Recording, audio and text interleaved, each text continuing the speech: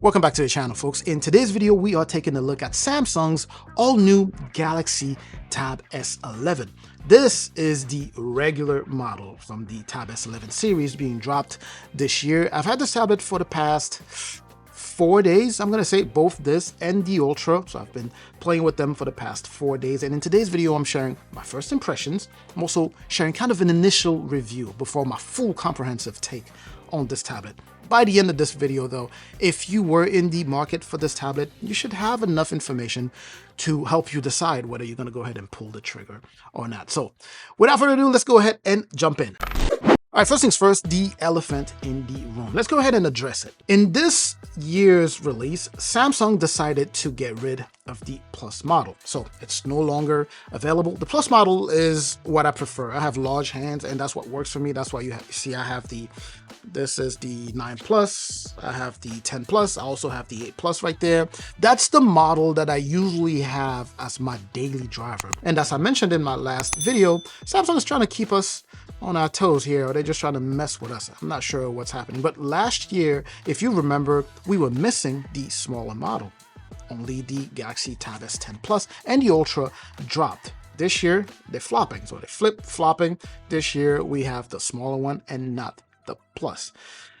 And I gotta admit, it's kind of a disappointment. For me, this one is too small for me, to be on the go. And the Ultra is too big to be on the go. So I truly prefer to carry along with me the Plus model. In fact, I anticipate that after I review all of this, my S10 Plus is likely gonna stay my main tablet. But I digress here. Let's save the rant for a later time. Let's go ahead and talk about the star of this video here, the Tab S11. The very first thing we're going to talk about is going to be the design, right? Looking at it at first glance, this is going to look extremely familiar to many of you who either already own a model of this or have been following the channel for a while, right? It looks just like the Samsung Galaxy Tab S9. In fact, it looks like the Tab S10 FE and maybe even the Tab S9 FE, but there are changes implemented here. Very subtle, or more of a drastic one with the S Pen, but we'll get to that. So the physical aspects of the tablet remain the same in general, but Samsung actually shrunk it. This is a lighter tablet and a slightly thinner tablet when compared to the Samsung Galaxy Tab S9. Granted, it's still 11 inches. In fact, it almost fits the accessories from the Galaxy Tab S9, but just not quite well, meaning the accessories are not really interchangeable. This will fit in terms of just the size, but it won't sit and lock in simply because some of the placements of the magnets have moved. So if you are in the market for this and you are one who typically likes to use accessories, let's say you are upgrading from the Tab S9 and you were thinking about using the accessories from your Tab S9, forget about it. If you're buying this, buy it along with the newer accessories. But anyways, as I mentioned, in terms of size, it is the same, 11 inches. In terms of weight, I believe this is 35 grams lighter than the Tab S9. And it actually, you can kind of feel it. It still feels like a pretty dense tablet, right? Solid build. You could tell it's a premium build. Now, going around the tablet here, there are a few other things that, were switched around here. First, the power button was moved down as opposed to, being at the top where we typically see it, like it is the case with the Plus or the regular Tab S9 or even the Tab S10 FE will typically have the power button at the top and the volume rocker right below that. Now, so that flipped. So that's that. We still have the same mics all around the tablet here. We have a USB Type-C port here that can push out video signal, meaning you can extend the display from your tablet to an external monitor there. And it also does support 45-watt charging, but we'll talk more about that when we get to the battery. You also notice that no pogo pins at the bottom here. That has been moved to the back. This is another reason why this does not fit in the accessories from the predecessor, from the regular Tab S9. And then you get the quad speaker setup, still the same setup there. In terms of sound quality, it seems to be about the same, very crisp, very nice bass to it.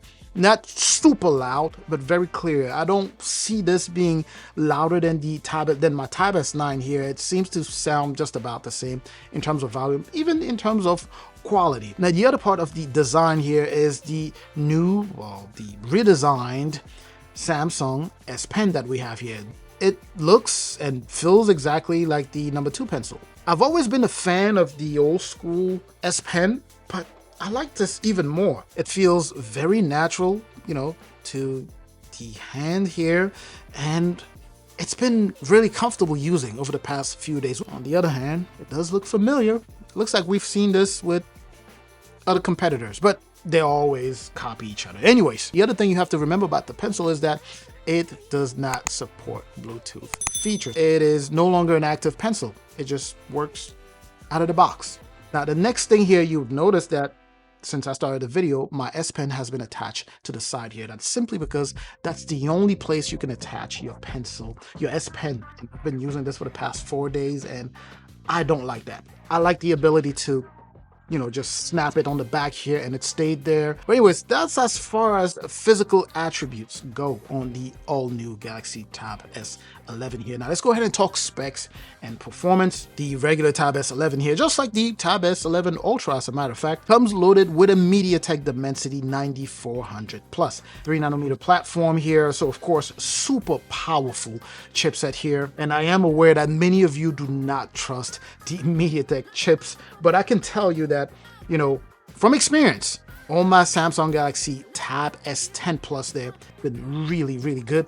The 9400 Plus here is pulling some really impressive numbers. And so far, over the past 4 days, heavy gaming, video editing, multitasking, absolutely buttery smooth. I have had 0 issues with that. It's been solid. Plus, that Android 16 with that One UI 8 sitting on top of that, you know, it's just made the experience just wonderful over the past 4 days. The model that I have here is 256 gigs of internal storage. That does come with 12 gigs of RAM. In fact, the entire line does come with 12 gigs of RAM for the regular Tab S11 here, meaning whether you're picking up the 128 gigs or the 256 gigs, like, you know, the one that I have here, or the 512 gigs, you will get 12 gigs of RAM. And that is, you know, compared to that 8 gigs of RAM that you used to get with the Galaxy Tab S9. First 3 to 4 days of the Galaxy Tab S11 here have been impressive. Nothing that I didn't expect, right? Of course, as far as support goes,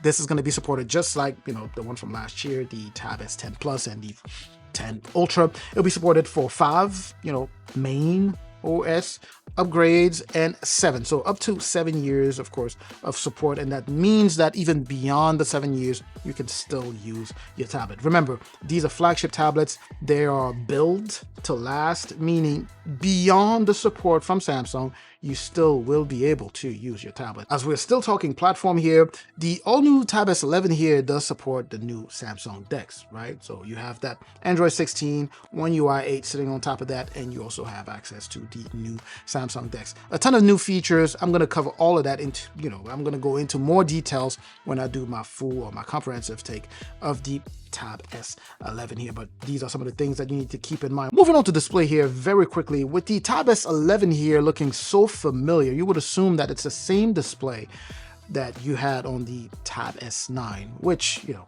you would be right. But there are a few things that were added here, minus one big thing. I would have loved for them to add, you know, an anti-glare coating here. They did not. AMOLED 2x display. It does support, you know, HDR10 plus. It also does support high refresh rate at up to 120 hertz. Of course, this is stuff that just is standard, you know, on these flagships, right? So it's the same 120 hertz that we saw last year model, the year before that, and so forth, right? So you do have all of that. This year, one thing that's new here is the brightness. Peak brightness on the Tab S9, I believe it's 900 nits or up to 1,000. I believe that's peak. Here you have your standard brightness, 1,000 nits, and peak brightness with HDR content, it can go up to 1,600 nits. It is extremely bright if you really push it. But anyways, let's go ahead and move on to battery. Remember, I mentioned earlier that just slightly thinner, slightly, you know, lighter, but the battery remains the same, 8,400 milliamp power. That's the same size that you had on the Galaxy Tab S9. It's too early to tell you, you know, about battery life because we are just 4 days in, and the device right now is in full-blown machine learning mode, right? So it's learning my habits so that it can best optimize the tablet to make the best use that it can of the battery. Bottom line, what I'm trying to say is that I expect this to perform. I expect the battery to perform at the strict minimum, the same level as the Tab S9, but I anticipate that it's going to do better than that. You know, it has a better chip there, you know, better optimization. So I anticipate that the battery life is going to be great here. So by the time I do my full review of this, I should have enough, or I should have accumulated enough data to be able to share with you what the battery life is like here. It does support fast charging at up to 45 watts, so you'll be able to charge the tablet relatively fast. But anyways, let's go ahead and move on to camera. This is an interesting one. I mean, camera remained the same, still single camera, and then at the bottom there you do have the flash there, and on the front you do have a 12 megapixel front-facing camera there. That's your selfie camera with auto framing, so if you were to move, the camera will automatically zoom in or zoom out to make sure that it keeps all of the subjects within frame. So you still have that going, and it's been good. Again, I usually say that people don't buy tablets for the cameras, but on the Tab S, you know, the flagship series that Samsung offers, cameras have always been better when compared to the competitors. Now I'm just going to cut this video short here. It went longer than I anticipated. This was just to share with you my initial take, you know, first impressions of the all new Samsung Galaxy Tab S11 here. And just a quick recap, in my 4 days of using the Tab S11 here, I can tell you that it's meeting all of the expectations, right? I'm impressed with the performance of the Dimensity 9400 Plus battery. As I mentioned, I don't have a lot to say about that simply because it's still new, but I anticipate that it's going to do better than the Galaxy Tab S9 did. The picture quality, video and picture quality from the cameras there, awesome, looks really good. Charging pad for the S Pen, I do not like the fact that I don't have a way to, you know, attach this to the back here. I also don't like that they moved the pogo pins from the bottom here to the back. Full disclosure here, when I bought this one, I did not get the new folio, you know, keyboard thing because I thought I could use, because I have a bunch of those that fit the S9, like this one, for example. Actually, this is my what is this one? This is the S10 FE, I think. And you can see I have this that would normally fit the S9. I have a few of these just sitting around. So I figure I have a bunch of those keyboards. I could just buy this without the keyboard. But I did buy the keyboard for the S Ultra. It's all the way over there. I did buy the keyboard for that one, the new keyboard for that one. I didn't realize that the old one wouldn't fit. I don't know. I'm just rambling at this point. I'm going to make a full comprehensive take on this very soon, so you'll be able to see every single detail of this. Let me know if you have any questions or things that you would like for me to go ahead and test out on this tablet here. Things that you would like for me to test out on the Galaxy Tab S11 Ultra as well. And even things that you'd like for me to test out on the new Tab S10 Lite here, and compare that to all of my other Tab S10 Lite. This video is so unprofessional. Anyways, I'm just rambling at this point, and if you're still watching, you are awesome. That means you are a true OG, you are a true MVP of the channel here. I truly appreciate you. Anyways, let me know what any questions you may have in the comment section. Make sure to share the video if you know anybody who would be interested in watching this. Make sure to like if you haven't done so already. Make sure to subscribe if you have not done so already. I will catch you in the comment section so we can get that little back and forth going, and, you know, either talk trash about this or talk good things about this. And I'm also going to catch you in the next video. Up until that next video, of course, as always, stay safe out there.